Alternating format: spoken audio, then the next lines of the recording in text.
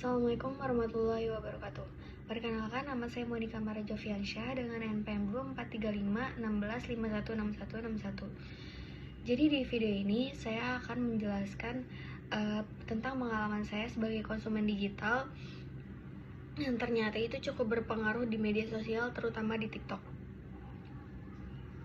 Jadi sekitar bulan Juni kemarin, aku tuh lagi sering banget scroll-scroll TikTok sebelum tidur.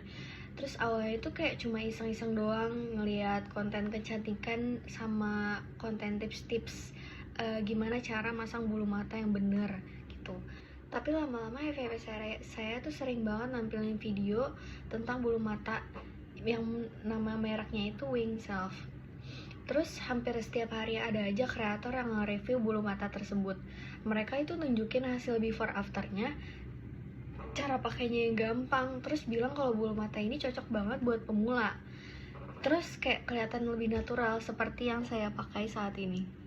Awalnya saya cuma lihat sekilas doang, tapi karena videonya muncul terus dari kreator yang berbeda-beda, saya jadi penasaran dong.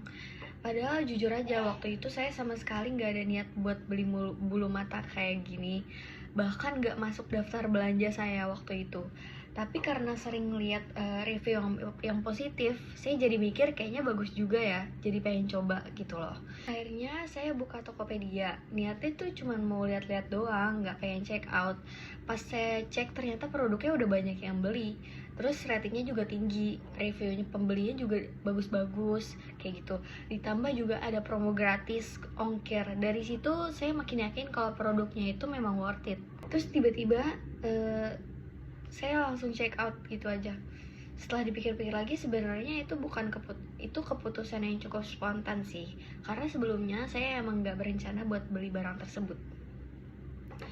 Nah, kalau dikaitin sama teori yang udah dipajarin, pengalaman saya ini termasuk impulsive buying, yaitu pembelian yang dilakukan secara spontan tanpa perencanaan.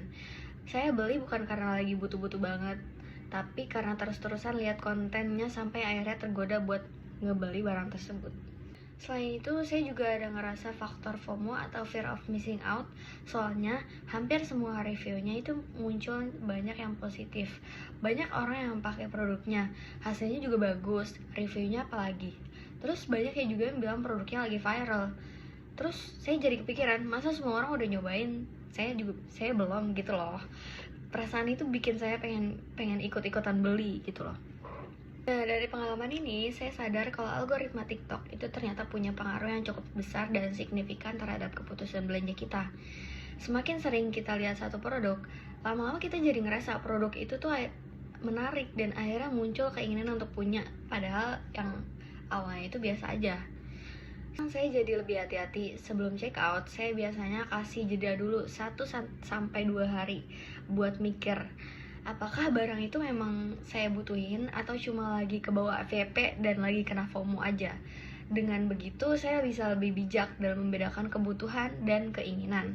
Nah, jadi dari pengalaman saya membeli bulu mata tersebut, saya belajar kalau media sosial ini memang bisa membantu kita menemukan produk baru. Tetapi sebagai konsumen, kita harus berpikir kritis supaya nggak gampang melakukan pembelian impulsif hanya karena sebuah produk itu sedang viral. Sekian penjelasan dari saya, kurang lebihnya mohon maaf. Wassalamualaikum warahmatullahi wabarakatuh.